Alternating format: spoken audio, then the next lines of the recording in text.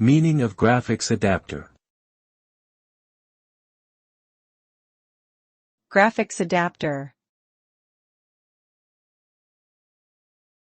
Graphics adapter. Graphics adapter. Graphics adapter.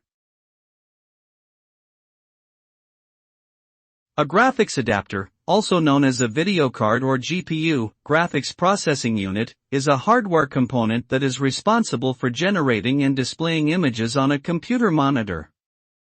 It works by taking data from the CPU, central processing unit, processing it into a graphical form, and sending it to the monitor for display.